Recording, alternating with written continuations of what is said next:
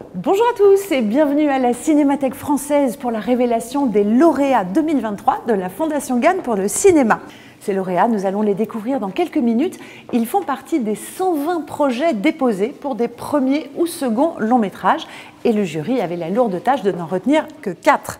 Alors, 120 dossiers, c'est beaucoup, j'ai évidemment pas le temps de tous vous les détailler. En revanche, je peux vous dire que 77% des projets concernaient des premiers longs métrages, les 23% restants étant de fait pour des seconds. Et par ailleurs, 40% de l'ensemble des projets étaient portés par des réalisatrices. Ça fait maintenant 8 ans que j'ai le plaisir de vous présenter ces lauréats de la Fondation Gane et j'observe que cette part féminine augmente d'année en année. Alors je vous préviens, je ne partirai pas avant que l'exacte parité ne soit atteinte. Chiche! Mais pour démarrer, j'ai naturellement le plaisir d'être aux côtés du directeur général de Gane Assurance et le président de la Fondation Gane. Bonjour Claude Zawati. Bonjour Charlotte. Alors Claude, je vous propose pour démarrer de jeter un petit coup d'œil dans le rétro à propos des lauréats de l'an passé. Est-ce que les tournages ont eu lieu ? Alors, 3 des 4 lauréats ont fait leur tournage cette année. Un hiver à Sochaux, All We Imagine As Light et Les Fantômes. Ils sont aujourd'hui en post-production et puis le 4e devrait se tourner l'année prochaine, c'est La Baleine de Sylvère Petit. Et puis il y avait le prix spécial aussi, Planète. Oui, tout à fait, c'est notre petit chouchou, notre prix spécial du... Dites pas votre petit chouchou, ils sont tous votre petit chouchou. Tout à fait. Mais en tout cas, c'est notre prix spécial de la Fondation 2022, donc le film Planète de Momoko Seto. Donc je sais qu'elle est actuellement à faire le tour du monde pour faire ses prises de vue toujours extraordinaires et on attend vraiment avec impatience qu'ils sortent. Alors si je compte bien 3 films là en post-production, ça nous fait potentiellement 3 prétendants pour le prochain Festival de Cannes, qui est maintenant on peut le dire un peu votre résidence de printemps, puisque la Fondation Gane est toujours présente. Je vais rappeler que l'année dernière, il y avait eu 3 lauréats qui y étaient, notamment Stéphane Castan avec Vincent doit mourir, Erwan Leduc avec La fille de son père et Kamel Lazrak avec L'émeute, qui a même obtenu le prix du jury dans la section officielle d'Un certain regard. Vous êtes un homme heureux. On est heureux et on espère faire au moins aussi bien cette année. Cannes, c'est vraiment la rampe de lancement, hein. C'est le festival qui ouvre le bal.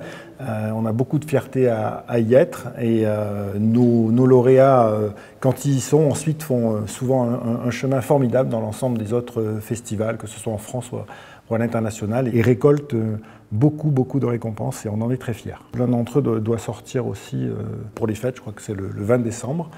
Et c'est un parmi beaucoup qui sont sortis cette année, puisqu'on a eu 13 films qui ont été en salle cette année. C'est un record pour la Fondation, c'est quasiment le double des sorties de l'an dernier. Donc c'est une vraie fierté pour nous, mais c'est aussi beaucoup de travail pour les équipes de la Fondation, puisque une fois que le film est sorti, c'est pas fini pour nous, puisqu'on les accompagne pendant toute leur vie, et c'est beaucoup d'énergie qui est mise par les équipes de la Fondation pour faire de la communication, pour faire des sujets filmés, et vraiment les aider dans leur épanouissement. C'est vrai que parmi toutes ces sorties, il y a eu quand même 3 énormes succès. Là encore, on va les citer. La montagne, Interdit aux chiens et aux Italiens et Linda veut du poulet. 3 films qui ont chacun dépassé les 100 000 spectateurs, ce qui est assez énorme. Et puis pour revenir sur ce travail d'accompagnement que vous faites auprès des artistes, il y a aussi le soutien à la parution de beaux livres, et notamment celui-là. C'est un livre qui retrace la conception, la fabrication du film d'animation en peinture animée, La Traversée de Florence Miaille. Oui, effectivement, quand je parle d'accompagnement, c'est un très bon exemple de ce qu'on peut faire. On les accompagne pas seulement avant, pendant le tournage ou après, une fois qu'ils sont dans les cinémas, mais on les accompagne tout le long de leur vie. Et La Traversée, c'est vraiment un très bon exemple de ce film d'animation magnifique qui, je pense, va marquer l'histoire du film d'animation. Et on est vraiment très fiers de continuer à pouvoir l'accompagner et de permettre à un public beaucoup plus large de pouvoir découvrir ces magnifiques images que l'on a dans ce livre. Alors on l'a compris, la Fondation Gane pour le cinéma accompagne les artistes avant, pendant et après la sortie de leur film, mais il y a aussi beaucoup d'actions à destination de l'entreprise. Oui, tout à fait. Je voudrais en citer une qui a été assez marquante cette année, puisque Gane Assurance a été dans les cinémas, et notamment dans 400 cinémas de proximité. On a diffusé un petit film d'une trentaine de secondes qu'on a fabriqué main dans la main avec la Fondation GAN pour le cinéma, et qui met à la fois en valeur la contribution de GAN Assurance au monde du cinéma, dans son rôle de mécène, mais aussi nos agents généraux sur le terrain et en proximité de leurs clients. Donc c'est une action de communication assez innovante dont on est assez fiers. Merci beaucoup Claude. Je crois qu'il est temps maintenant de lever le voile sur les lauréats de cette année 2023.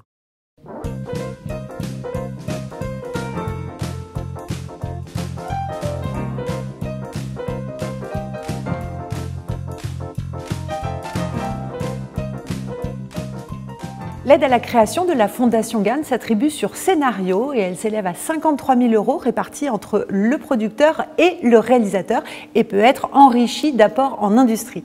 Le jury est quant à lui composé de personnalités du cinéma et il est présidé par un parrain ou une marraine. Cette année, c'était un parrain, le réalisateur Antonin Peredjatko, qui malheureusement ne peut pas être avec nous aujourd'hui, mais on accepte bien volontiers son mot d'excuse puisqu'il est actuellement lui-même en tournage. J'ai donc le plaisir d'accueillir pour démarrer l'un des membres du jury, les critiques de cinéma, responsable des pages cinéma depuis une dizaine d'années du Figaro. Bonjour Étienne Serin. Bonjour. Alors Étienne, quand on est critique de cinéma, par essence, on évalue les œuvres une fois qu'elles sont terminées. Là, il s'agissait d'évaluer uniquement un scénario. Est-ce que c'est une expérience qui vous a plu ? Énormément. Comme vous le dites, un critique de cinéma, il voit le film terminé, fini, alors que là, il fallait être capable de lire un texte, mais qui n'est pas un produit fini, qui va servir à tourner un film. Et à partir de là, ça pose énormément de questions. Et là, les scénarios étaient d'un très bon niveau, de très bonne qualité. Et donc, c'était très passionnant de les lire et d'en débattre, évidemment, avec mes camarades. On n'était pas tout le temps d'accord, d'ailleurs, mais tant mieux. C'était très, très intéressant.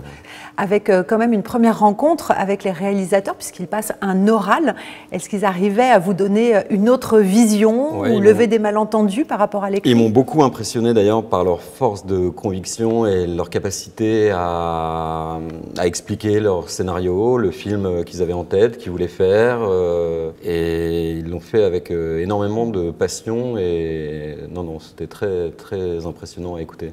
Alors dans tous les projets, vous ne deviez en retenir que 4, mais vous n'étiez pas seul à avoir cette responsabilité. Heureusement. Ouais. Qui étaient vos compagnons de cordée dans le jury ? Mes compagnons étaient d'abord le président, qui n'est pas là malheureusement, qui est le réalisateur Antonin Peredjatko, lauréat en 2014 de la Fondation GAN d'ailleurs pour La Loi de la Jungle, et avec lui Elsa Cornevin, productrice et fondatrice de Serena Productions, Laurence Gachet, distributrice et fondatrice de Paname Distribution, et le scénariste Julien Lilti.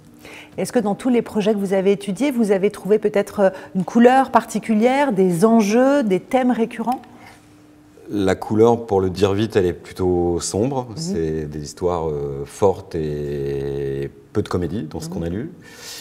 Et une notion qui est apparue, alors on peut le voir a posteriori, mais qui apparaît, c'est la notion de territoire, qui est d'ailleurs un thème d'une actualité brûlante. Alors là, c'est des territoires qui vont de la Corse à la Colombie, d'ailleurs, on bourlingue pas mal.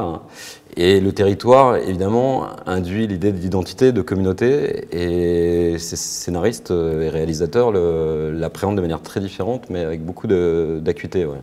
Alors le parrain du jury étant malheureusement absent, c'est à vous de nous annoncer le premier lauréat de l'aide à la création 2023. Le premier lauréat, c'est Frédéric Farucci pour son second film, Un Mohican. Et c'est en Corse que nous partons sur les pas de Joseph, un berger qui a tué accidentellement le mafieux qui tentait d'acheter son terrain. Joseph est traqué de toutes parts, mais soutenu par sa nièce Vanina, qui à distance va peu à peu construire sa légende en le rebaptisant le Mohican. Bonjour Frédéric. Bonjour Charlotte. Étienne, j'imagine qu'il n'y a pas que l'air pur et la mer turquoise qui vous a séduit dans ce projet. Non, il y a les moutons également, qui m'ont beaucoup plu. Mais non, au-delà de la blague, c'était un scénario qui nous a très vite marqué, enfin, qui était très bien écrit, très visuel. Il y avait une physicalité qui réinterprétait les codes du polar et du western, notamment. On est un peu entre l'homme qui n'aime pas d'étoiles et l'homme qui tue à Liberty Valence. Tout en parlant d'un territoire de la Corse actuelle. Donc la combinaison des deux était très pertinente et très, très convaincante. Frédéric, on est d'accord que c'est une pure fiction, mais néanmoins, vous avez réalisé un documentaire en 2017 sur un berger corse. Est-ce qu'on peut légitimement y voir un lien de cause à effet? Oui, complètement. Complètement. Ce berger est l'inspirateur de cette histoire. C'est une rencontre qui était bouleversante pour moi parce que c'est un éleveur de caprins de littoral, ce qui est assez rare, dans l'extrême sud de la Corse, qui, dès qu'on s'est rencontrés, se définissait comme une anomalie dans le territoire, comme même le dernier des Mohicans. Le titre vient d'une de ses expressions, parce qu'il élève des chèvres à un endroit où il pourrait y avoir des golfs, des villas de luxe, des complexes hôteliers. C'est un territoire qui est sujet à une forte pression spéculative, immobilière. Et lui se décrit comme une anomalie. Il dit qu'il ne peut pas transmettre l'exploitation à ses fils, de peur qu'un jour ils reçoivent la visite d'affreux qui leur dirait d'aller élever leurs chèvres à la montagne. Alors, Comment répondre à une telle injonction? En fait, c'est une question que pose le film, notamment. Alors, un héros qui fuit dans une nature hostile avec des hommes à ses trousses, on est d'accord qu'on est, comme le disait Étienne, en plein western. Oui, complètement. C'est un genre qui me plaît énormément. C'est un genre auquel j'ai pensé en le voyant. Là aussi, c'est lui qui inspire ça. Quand je le voyais jucher sur son quad, sur un territoire de Makiba assez désertique, en train d'amener ses bêtes en pâturage, j'avais une image de western. Et puis les thèmes du western, je trouve, sont assez proches de l'histoire réelle de cet homme, c'est-à-dire qu'il y a un conflit de territoire, donc une vraie tension sur un territoire, ce qui est toujours au cœur du western. Et il y a une histoire de légende aussi. Et la Corse est une terre où la légende se répand assez vite et assez fortement autour d'individus du réel qui sont transformés via la mythologie populaire en personnages de légende. Donc du coup, c'était vraiment un contexte et un territoire qui me poussait vraiment à aller vers le western et qui m'attirait énormément. La Corse est un territoire que vous connaissez vraiment intimement, personnellement. Est-ce qu'au moment de l'écriture du scénario, c'était un atout ou plutôt un frein à l'imagination? C'est un atout parce que j'ai écrit les scènes en pensant à des endroits bien spécifiques qui me travaillent depuis longtemps. Donc je pense que ça a été un accélérateur. En tout cas, c'était une économie de repérage pour les productrices. Et alors, le film met en parallèle deux espaces. Il y a l'espace immense et sans cadre de Joseph, qui est en pleine nature, mais aussi l'espace assez réduit et condensé des écrans sur lesquels travaille Vanina. Est-ce que c'était pour vous comme deux visions du monde complémentaires? Oui, complètement. Complètement. C'est deux visions du monde complémentaires et deux démarches complémentaires. C'est-à-dire que lui, c'est un homme qui dit non à une contrainte, à quelque chose qui est pour lui insoutenable. Et sa nièce, en fait, choisit de prendre fait et cause pour lui et de donner un sens à ce nom, de donner un sens politique à ce nom. Et le moyen qu'il utilise pour ça, pour essayer de rendre une sorte de combat individuel en combat collectif, ce sont les réseaux sociaux. Et oui, effectivement, ça me passionnait de voir comment le petit objet, cet écran à travers lequel on voit le monde, en fait, pouvait peut-être avoir une influence positive sur le territoire. Alors, hasard du calendrier, et c'est rarement le cas pour les lauréats de l'aide à la création, vous avez déjà tourné le film, vous êtes actuellement en montage. Est-ce que déjà tout s'est passé comme prévu? Ça ne se passe jamais comme prévu. mais c'était plutôt riche en bonnes surprises. Ouais. Donc je ne me plains pas, j'ai de très belles images et des comédiens qui ont magnifiquement incarné les personnages que j'avais écrits. Alors un mot sur le casting, justement? Oui, alors le Mohican est interprété par Alexis Mananti de splendide manière. Il apporte une singularité, une étrangeté, beaucoup d'émotions aussi à ce personnage. Et sa nièce, Vanina, est interprétée par Mara Taquin.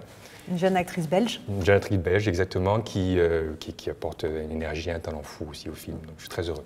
Et puis pour la musique, évidemment, Ron avait gagné le César de la meilleure musique pour votre film précédent, La Nuit Venue. On ne change pas une équipe qui gagne. Ah, c'est pas l'histoire de gagner, en fait. C'est l'histoire d'une rencontre humaine et artistique, je crois, qui est très riche, pour moi en tout cas, et je crois pour lui aussi, puisqu'il revient. Donc on est très heureux de collaborer à nouveau. Eh bien, merci à vous deux, Frédéric. Alors, vous n'allez pas repartir les mains vides. Je crois qu'on va vous apporter, voilà, ce premier magnifique trophée d'aide à la création. Bravo, Frédéric. Remis par Étienne Sorin. Merci infiniment. Merci à vous.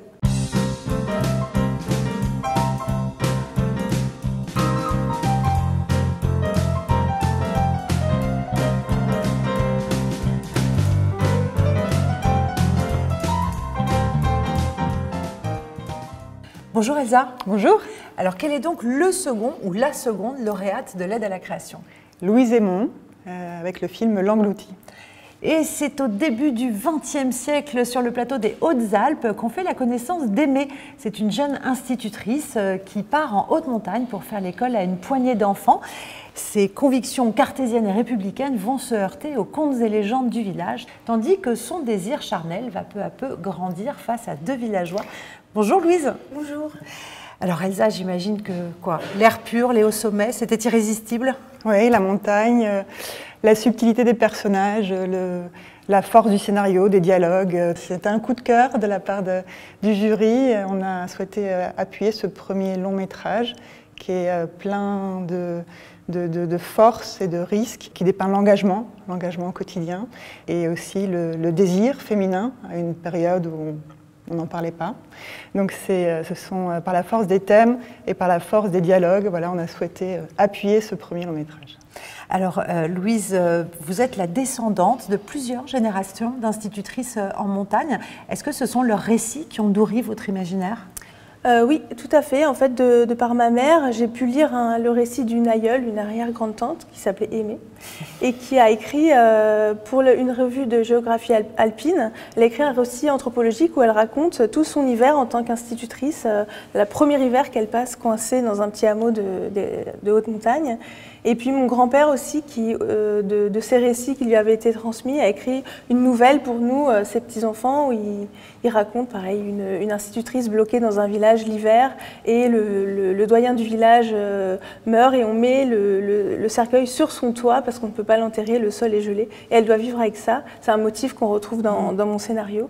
Donc voilà, c'est un héritage de récits qui m'ont inspirée et portée. Le récit se passe très précisément en 1899, mais vous diriez qu'à l'époque, le travail de ces institutrices était de l'ordre de la mission humaniste ou presque de la conquête de territoire? C'est les deux à la fois, et c'est l'ambiguïté que je dessine dans le scénario. C'est à la fois la volonté, donc l'école est obligatoire, gratuite, laïque et publique depuis 1880. Et donc c'est à la fois la conquête des territoires pour unifier la nation, comme on disait, effacer les patois et créer une culture commune. Mais à la fois ce savoir commun, c'est le fait d'apprendre à penser par soi-même et de s'émanciper.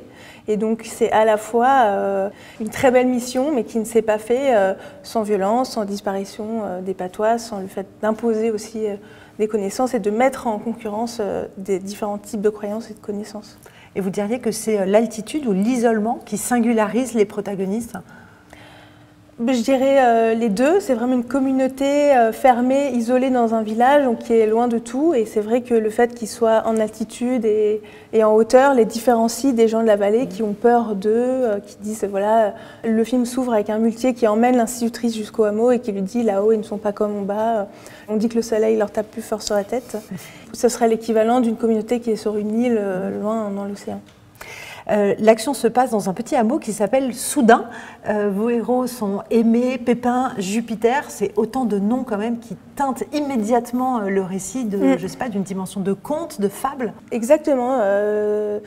Ça me plaisait d'appeler le village, le hameau Soudain, en imaginant l'arrivée à cette pancarte où soudain, voilà, on se demande le surgissement de quoi de son arrivée, de la connaissance, le surgissement du désir, des avalanches. Voilà, c'est un mot qui est aussi les prénoms des personnages. Voilà, ce patriarche qui s'appelle Jupiter. On décollait aussi du réel et du pur réalisme anthropologique pour rentrer dans le conte, ces contes qui sont racontés autour du feu lors de veillées dans le film. Alors pour le casting, Galatea Bellucci et Samuel Kircher sont déjà à vos côtés et je sais que vous tenez à enrichir le casting d'amateurs. C'est important pour vous? Oui, il y a aussi Mathieu Lucci et Sharif Andoura comme acteurs professionnels. Et le reste, en fait, ça y est, le casting est terminé. Il y a ces 10 acteurs non professionnels. Comme je viens du documentaire, j'aime beaucoup travailler aussi avec le réel. Et du coup, avec Marie Cantet, on a fait un long casting qui a duré 5 mois à la recherche de véritables montagnards, de gens qui ont ce territoire dans le corps, qui parlent patois, voilà, des personnes âgées, des adultes, des enfants, qui composent une dizaine, en plus des acteurs professionnels, qui composent les habitants de ce huis clos en plein air.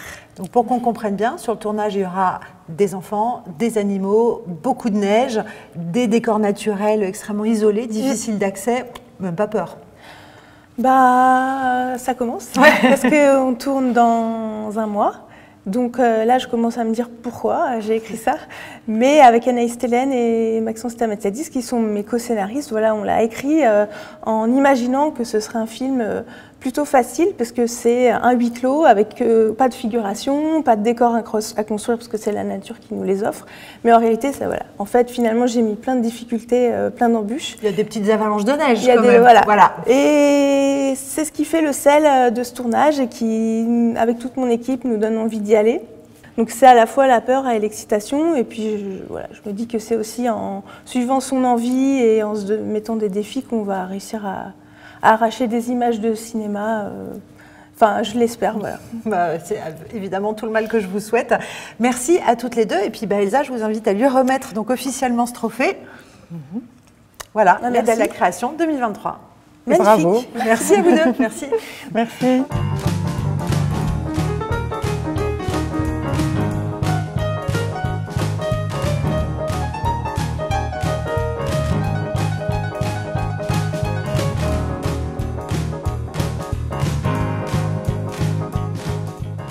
Bonjour Étienne. Bonjour. Alors, quel est le troisième lauréat d'aujourd'hui? Le troisième lauréat est Lawrence Vallin pour Little Jaffna.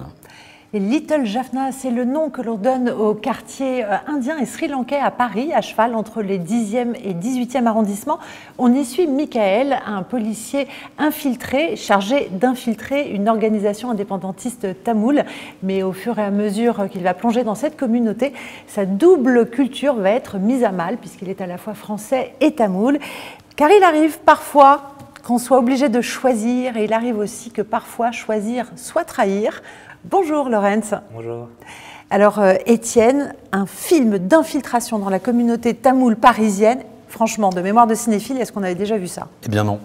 Eh bien non, et donc on a été très impressionnés de découvrir un territoire, une communauté, et à travers ce qu'on peut appeler un thriller, en fait, un film d'infiltration même. Et on a été très impressionnés par la maturité du scénario, qui est à la fois très efficace et en même temps très fin sur ce que c'est que la double culture, d'appartenir à une communauté. Et par ailleurs, Laurence est acteur, interprète du premier rôle, donc c'était d'autant plus intéressant de voir ce que ça pouvait donner à l'écran. Laurence, c'est une pure fiction, mais l'action se situe en 2008 dans un contexte politique qui, lui, est bien réel. Oui, alors on a écrit, pendant l'écriture, on s'est dit qu'on allait faire le film en 2009. Après, quand on a commencé à la prépa, on s'était dit que de rendre actuel le conflit, de se dire que comme si ça se passait vraiment en 2023. Donc on a vraiment pris ce moment-là de la fin de la guerre et on l'a amené ici en France, quoi. Donc il y a un contexte politique qui est posé, un genre, on le disait, celui de l'infiltration, mais est-ce que le cœur du film, ça reste pas avant tout la double culture de Michael, le personnage principal? Oui, en fait, pour moi, c'est de parler à travers le film de genre, d'identité. C'est aussi quelque chose où, voilà, quand on est issu d'une double culture, on a une place qui n'est pas assez évidente. Donc est-ce qu'on est français, est-ce qu'on est tamoul? Et moi, c'est vraiment cette question-là que j'avais envie de poser à travers ce film et d'aller questionner vraiment cet aspect sur la double culture, quoi. Vous venez tout juste de terminer le tournage. Est-ce que vous avez pu tourner comme vous le vouliez, in situ, dans le quartier de la Chapelle à Paris? Oui, on vient de terminer 40 jours de tournage, ça a été très intense. J'ai eu des producteurs qui ont tenu le film parce que c'était pas facile, vraiment. On a eu 8 semaines de tournage, 40 jours. Et ça nous a permis aussi de vraiment, on a eu une solidarité incroyable au niveau de la communauté, qui nous ont porté vraiment tout le long du film. En fait, c'est une communauté qui est très discrète de base, donc ils veulent pas se faire entendre, pas faire de vagues, donc c'est vrai qu'il y a un truc où ils sont très très discrets. C'est une communauté qui veut pas se faire remarquer parce que voilà, ils ont grandi dans une grande violence, en tout cas avec le conflit, et donc quand ils sont arrivés ici, le but c'est de pouvoir s'intégrer. Donc moi, pour moi, c'était aussi ces personnes-là que j'avais envie de mettre en lumière. On existe aussi dans le cinéma français. Et de créer un peu cette place, parce que c'est vrai que, on va dire qu'avec ma couleur de peau, je suis pas assez caucasien pour des films français, je suis trop caucasien pour des films indiens. Et donc je me suis dit que ce film-là, ça me permettrait d'avoir une place. Étienne le disait, vous êtes également acteur et vous incarnez Michael, le personnage principal. Donc première réalisation, premier rôle, être devant et derrière la caméra, c'est double peur ou double kiff? Non, pour moi, c'est un kiff, c'est double kiff. C'est double kiff parce que j'ai appris à à réaliser comme ça. Depuis mon premier court-métrage, je joue et je réalise. Donc c'est vrai que ce qui me permet de faire ça, c'est mon équipe. Donc il y a vraiment cette double casquette que les chefs de poste autour de moi ont bien compris. Et donc ça me permet vraiment, moi, d'être libre en tant que comédien et après, derrière, de pouvoir vraiment profiter à fond. Et est-ce qu'il y avait des éléments tellement intimes et personnels que vous disiez dans le scénario qui font que ça ne pouvait pas être joué par un autre que vous? Ouais, en fait, il y a vraiment... Moi, c'est mon histoire, donc il y a un moment donné où, pour moi, Michael, quand il infiltre cette communauté, c'était la chance de sa vie pour être pris à la DGSI, et pour moi, c'est la chance de ma vie d'avoir un rôle principal. Et donc, c'était un peu ça qui était lié, quoi. Donc, on va dire que je me suis donné ma propre chance dans ce film. Bah, merveilleux, regardez, la chance, elle vous sourit, puisque Étienne va vous remettre donc ce magnifique trophée pour l'aide à la création 2023. Bravo. Merci beaucoup. Merci Laurence. Merci.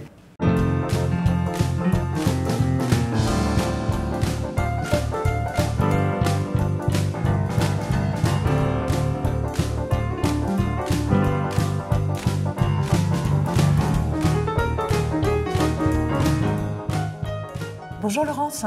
Bonjour Charlotte. Et alors c'est à vous de nous annoncer le dernier lauréat de l'aide à la création 2023. Alors nous avons eu le plaisir de décerner ce prix à La Couleuvre Noire de Aurélien Vergne-Lermusio. Et des couleurs, il y en a beaucoup dans le désert colombien de Tatacoa, où revient Chiro après des années d'absence. Il revient au chevet de sa mère mourante. Il retrouve son ami d'enfance, son amour de jeunesse et son père.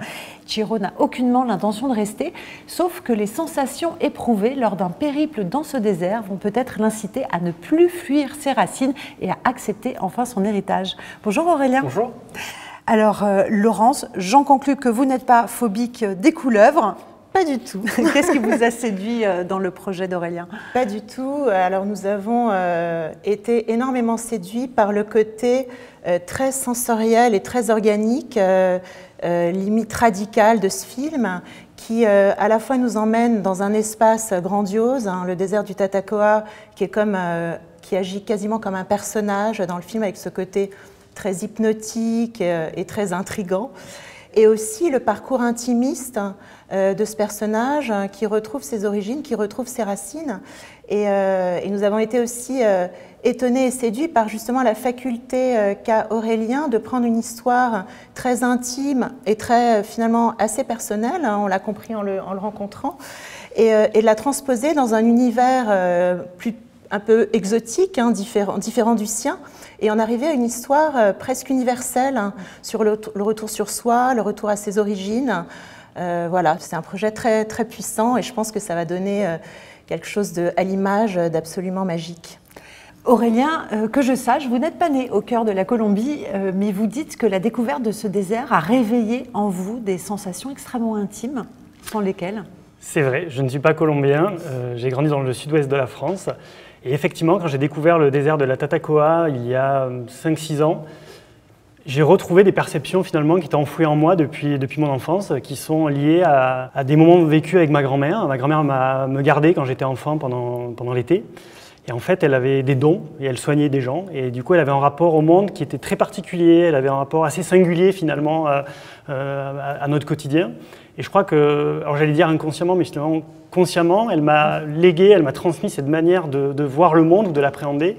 Et quand j'ai découvert le désert de la Tatacoa, dans les sensations du désert, dans les habitants, leur manière de vivre, ces souvenirs de l'enfance ont ressurgi.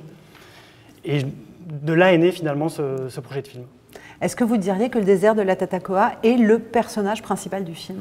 Le désert de la Tatacoa est un des personnages du film. C'est vraiment, pour moi, je n'ai pas choisi ce lieu-là comme un décor. C'est vraiment un des protagonistes du projet, mais il est personnage principal à l'image aussi de Ciro et de Rapayette. En fait, c'est presque une triangulaire entre ces personnages, dont le désert. Le film se veut assez naturaliste et pourtant il me semble que le surnaturel n'est jamais très très loin. Est-ce qu'on peut évoquer une dimension onirique presque au récit? Oui, alors je tiens à vraiment faire un film naturaliste dans lequel je viens perturber le réel, c'est-à-dire que je vais effectivement ramener de l'onirisme, me rapprocher parfois même, on pourrait dire, du fantastique, mais sans jamais y aller. Donc je flirte d'une certaine manière avec ça. Donc c'est important pour moi parce que je pense que ça raconte justement cette vision possible de notre monde, cette vision qu'ont certaines personnes ou des communautés, ou d'appréhender finalement le monde un peu autrement. Et si je bascule dans le fantastique, je le film devient un film fantastique. Et non, et c'est un film naturaliste qui doit raconter donc une vision du monde un peu différente. L'une des scènes clés du film est un combat avec une couleuvre géante. Alors c'est un combat, un corps à corps qui peu à peu se mue en étreinte. C'est une séquence dont on ne sait, à vrai dire, pas vraiment si elle est réelle ou fantasmée. Mais elle représente quoi pour vous, cette couleuvre? C'est l'âme, la mémoire du lieu? Tatacoa, ça veut dire couleuvre noire. En fait, le nom du désert est le nom associé au serpent, donc à ces couleuvres qui vivent dans le désert, qui sont aujourd'hui en voie d'extinction. Et pour moi, elle représente finalement l'âme du désert. C'est un territoire qui est en danger par la modernité, qui prend de plus en plus de place sur le territoire. Et donc j'avais besoin finalement, comme c'est un élément aussi qui va rentrer en friction dans la proposition, de l'incarner. Et pour moi, l'incarner, c'était créer cette couleuvre noire, la ramener, mais elle ne doit pas être uniquement dans les souvenirs, les mémoires ou dans les contes. Elle doit physiquement exister et il doit y avoir une interaction entre l'âme du désert et Chiro. Et cette interaction, elle existe donc avec cette rencontre au centre du film, avec cette couleuvre noire, qui est certes un combat, mais ce combat va devenir quelque chose d'un peu différent parce qu'il y a sûrement une prise de conscience, de sensations à venir. Le tournage aura lieu dans quelques mois. Vous en êtes où du casting? Alors le casting a commencé il y a plusieurs mois déjà. C'est un casting assez complexe parce que c'est un film 100% en espagnol, avec des gens d'une communauté qui habitent dans le désert. Et vous parlez vous-même espagnol? Je ne parle pas espagnol. Il y a des très bons assistants vous qui sont parfaitement bilingues. D'accord. Et au départ, j'étais persuadé de vouloir faire le film qu'avec des non-professionnels. Alors j'ai fait un pas de côté, je me suis rendu compte que pour des non-professionnels, les habitants du désert, c'est très compliqué de porter la charge émotionnelle finalement de mes personnages principaux. Donc je vais trouver un équilibre entre des non-professionnels et des professionnels. J'ai trouvé une partie du casting, pas tout. Je n'ai pas trouvé le personnage principal encore. Mais c'est en cours, j'ai vraiment, voilà, en tout cas, j'ai réduit mon champ des possibles. Donc voilà, maintenant, j'ai besoin d'y retourner pour les rencontrer, pour affiner mes rencontres avec eux, mon travail avec eux, pour prendre un choix définitif. Bon, alors comme je vous avoue que je suis la fan numéro 1 autoproclamée du groupe Les Tindersticks, j'ai noté que Stuart Staple était à nouveau à vos côtés après votre premier film. C'est encore sa voix caverneuse et son sens de la mélodie qui vous séduisent? Oui, et il y a quelque chose qui m'a beaucoup nourri dans notre première collaboration et que je veux absolument prolonger dans La couleuvre noire et peut-être encore dans le futur, parce que je pense que Stuart, c'est quelqu'un qui interroge la place de la musique dans les films. C'est-à-dire que l'idée, c'est pas de mettre de la musique à tout prix, mais c'est plutôt de savoir qu'est-ce qu'on en fait, qu'est-ce qu'on raconte avec. Elle n'est pas simplement obligée de souligner un état émotionnel, mais au contraire, peut-être être en contraste. C'est quelqu'un qui recherche, qui va s'imprégner d'un territoire qu'il ne connaît pas comme moi. Donc voilà, il y a quelque chose d'assez passionnant dans cette collaboration qui j'espère continuera de longues années. Merci beaucoup Aurélien. Alors plein de bonnes choses pour le casting, pour le tournage. Pas de piqûres, mais les couleuvres, je crois que là-bas, elles sont inoffensives. Exactement. Alors tout va bien. Et vous pouvez, je crois, démarrer le voyage avec ce magnifique trophée que va vous remettre Laurence. Merci beaucoup. Il sera lourd dans la valise, mais il sera très beau sur l'étagère. Merci beaucoup. Merci beaucoup.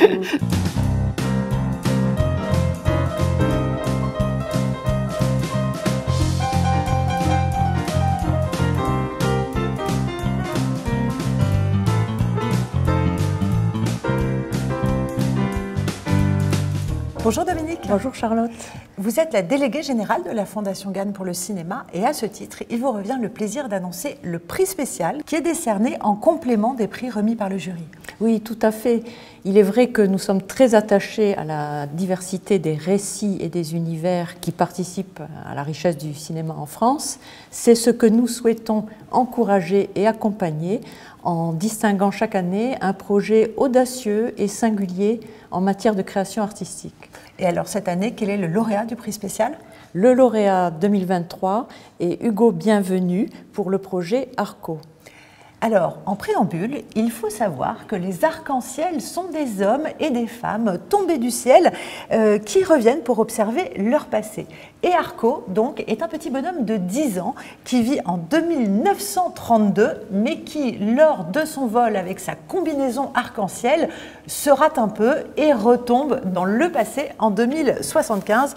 Heureusement, une petite fille est là pour l'aider. Bienvenue Hugo. Merci. Bienvenue. Merci. Il fallait que je la fasse, cette blague un peu pourrie, je l'assume. Merci beaucoup. Dominique, qu'est-ce qui vous a particulièrement séduit dans le projet d'Hugo? Alors, bien sûr, plusieurs choses. Tout d'abord, c'est un projet que j'ai découvert au Cartoon Movie, qui est une rencontre pour les professionnels du cinéma d'animation, et j'ai été tout de suite interpellée par le sujet. où l'homme, la technologie et l'intelligence artificielle parviendraient à se compléter harmonieusement, où l'on pourrait vivre heureux, en adéquation avec la nature, libre et heureux. Alors, les films de science-fiction nous ont habitués à des dystopies sombres, apocalyptiques, et là, c'est une vision différente, optimiste, pour une fois, de cet artiste que nous avons voulu soutenir. Alors, je dis artiste parce que c'est pour son style aussi qu'il y a un dessin très identifiable, avec un trait très élégant, à la fois intemporel et contemporain, avec des couleurs pop et peps. Hugo a le secret de créer des images qui restent mystérieusement en nous. Et une dernière chose, à travers l'œuvre extrêmement polymorphe d'Hugo, il parvient à questionner notre essence et il nous invite à réfléchir sur la nature humaine qui porte en elle le pire et le meilleur, et il le fait avec douceur. Oh, c'est un magnifique éloge. Hugo, pour vous, le futur n'est pas forcément synonyme d'apocalypse, de ce que je comprends. En tout cas, c'est vrai que ça fait, depuis le début de la science-fiction, on va dire qu'on est en train d'inventer un monde dans lequel on vit aujourd'hui. Et mon idée, c'était de dire, est-ce que ces prophéties, en gros, réalisatrices, se sont pas avérées justes? Et est-ce que c'est pas à nous, aujourd'hui, de créer de nouvelles prophéties, de nouveaux récits qui nous donnent des perspectives viables et enviables, et dans lesquelles il ferait bon vivre? En tout cas, est-ce que c'est pas à nous, aujourd'hui, d'inventer un monde meilleur, quoi? Voilà. Alors, un être tombé du ciel, une enfant qui l'aide à rentrer chez lui. Vous avez beaucoup vu E.T. quand vous étiez petit? Alors, j'ai pas beaucoup vu, je l'ai vu une fois et je l'ai revu en écrivant le film. Et on a revu comme ça quelques films où il était question de figures similaires, parce que tous les récits ont un terreau un peu commun, quoi. Surtout les récits d'apprentissage. Et on les a regardés aussi justement pour tirer leurs enseignements, parce qu'on a la chance d'avoir un héritage de récits incroyables et de pouvoir aller encore plus loin ou aller ailleurs. Et je pense que notre rôle en tant qu'artiste, c'est d'actualiser ce qui est universel et en fait ce qu'on traverse tous au quotidien. Alors vos deux petits héros, Iris et Arco, ont 10 ans. En quoi c'était pour vous l'âge idéal pour raconter cette histoire ? Parce que c'est un âge de transition où on a le choix de grandir ou de rester un peu enfant, ou de résister en tout cas. Et c'est un film, encore une fois, sur les forces de l'imaginaire et sur le fait de croire qu'il y a des choses qu'on n'a pas compris, de croire qu'il y a des choses qui ne sont pas compréhensibles. Et d'ailleurs, il y a 3 autres personnages qui sont un peu les doublons de nos enfants dans le film, qui sont des adultes qui ont gardé cette espèce de contact avec l'incompréhensible. Et oui, c'est un âge très intéressant où les choses peuvent se cristalliser ou rester fluides. Voilà. Hugo, pour ceux qui ne connaissent pas bien votre travail, je vais rappeler que vous êtes dessinateur pour la presse, pour des campagnes publicitaires. Vous avez publié une dizaine d'albums, réalisé des courts-métrages. Est-ce que vous déployez dans un format de long-métrage? C'était comme un prolongement naturel de votre travail? Pas naturel nécessairement, parce que je viens pas du cinéma, je ne suis pas un immense cinéphile, je n'ai jamais eu de désir ardent de cinéma, mais il y a en fait, souvent quand il m'arrive une idée, je me dis quel est le meilleur endroit pour la véhiculer, et souvent c'est des livres, des fois c'est des illustrations, des fois c'est des courts-métrages, et là il se trouve que quand j'ai envoyé ce petit croquis à mon associé Félix de Givry, il m'a dit Hugo, c'est un long-métrage, c'est pas... Et au début, je me disais, ah putain, ça va être long et tout. Et en fait, on doit déterrer ce qu'on trouve et on doit lui donner sa forme réelle. Et je pense que la forme réelle de ce personnage-là, et de ce qu'il va traverser avec Iris, c'était un long métrage.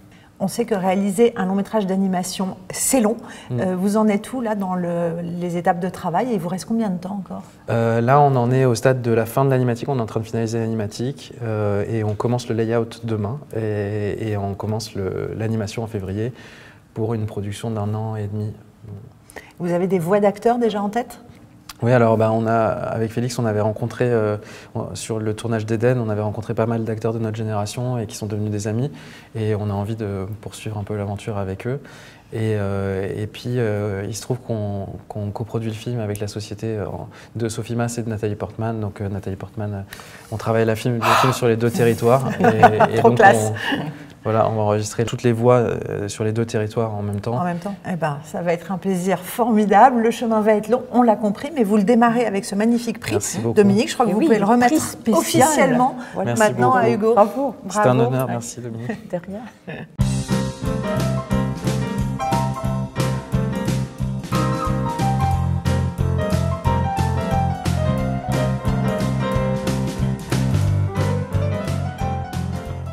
Dominique, vous êtes la déléguée générale de la Fondation Ghan pour le cinéma et à ce titre, il vous revient de nous annoncer les 2 prix d'aide à la diffusion qui sont remis lors de festivals et qui, comme son nom l'indique, concernent des films déjà terminés que vous accompagnez lors de la sortie en salle.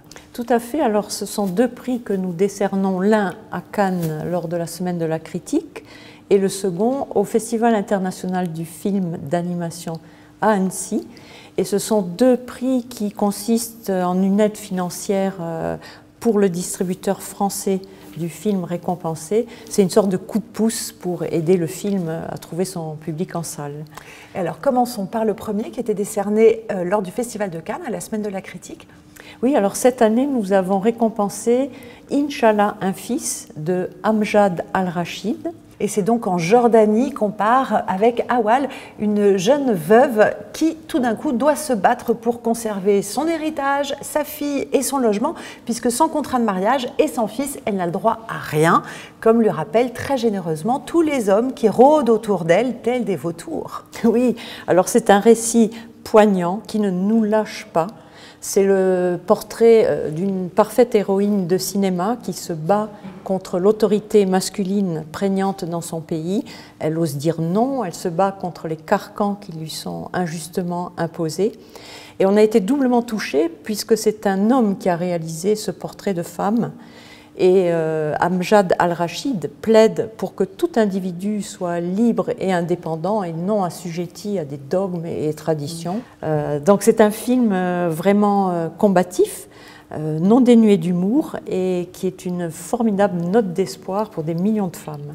Alors le film sortira en France en mars prochain, mais il connaît déjà une très belle carrière en festival. Oui, le film tourne dans le monde entier et l'actrice principale, qui s'appelle Mouna Awa, a déjà eu 3 récompenses, et non des moindres, des prix d'interprétation en Hollande, en Australie et en Grèce, tout dernièrement. Je vais ajouter que c'est le premier film jordanien à avoir été sélectionné au Festival de Cannes et que le film représentera son pays pour les prochains Oscars. Et alors, le deuxième prix, on croise les doigts. Un peu qu'on les croise. Oui. Le second prix d'aide à la diffusion était lui décerné au Festival du film d'animation d'Annecy. Oui, alors il s'agit de Linda veut du poulet, de Chiara Malta et Sébastien Lodenbach. Alors, autre film, autre ambiance, quoi qu'il s'agisse là encore d'héroïne, Linda et sa maman Paulette, qui après avoir injustement accusé sa fille, fait tout pour lui faire plaisir, en l'occurrence lui cuisiner un poulet au poivron. Problème, aller trouver un poulet un jour de grève. Dominique, on connaissait la course à l'échalote, mais alors la course au poulet, c'est nouveau.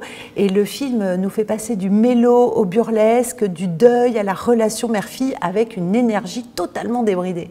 C'est un film, alors je fais ma petite blague aussi, c'est un poulet qui donne la patate. C'est ça. Alors, c'est un projet que nous suivions depuis sa genèse et nous avions hâte de le découvrir sur grand écran et on a été plus que comblés. Alors, c'est, comme vous le disiez Charlotte, un film énergisant, drôle, frais, coloré, mais aussi profond et émouvant. C'est un film où les enfants nous encouragent à l'insurrection et défient les mensonges des adultes. C'est aussi artistiquement un film très original puisque le dessin a le trait ouvert, ce qui correspond tout à fait à l'esprit de désobéissance. Et c'est un hymne en quelque sorte à la liberté, au lâcher-prise et une invitation à réinventer le quotidien et on en a bien besoin. Et à manger du poulet au poivron. Le film a par ailleurs récolté le Cristal au Festival d'Annecy et il est nominé aux European Film Awards, dont nous aurons le résultat d'ici quelques jours. Cette semaine, ouais. Mais il faut ajouter que ce Linda voyage dans le monde entier, a eu des récompenses aussi très, très importantes au Mexique, en Corée, en Italie, en Espagne. Le film est un vrai phénomène, il a fédéré déjà 100 000 spectateurs puisqu'il est sorti le 18 octobre dernier. Voilà, on est très fiers de ce film. Merci beaucoup Dominique. Vous connaissez maintenant ma traditionnelle dernière question. Qu'est-ce que je peux vous souhaiter pour 2024 ? Alors, c'est vrai que nos films rayonnent non seulement en France, mais dans le monde. Un monde, malheureusement, que l'on sait aujourd'hui très bouleversé. Et il y a la culture pour nous rassembler. La culture, c'est comme une langue qui nous relie.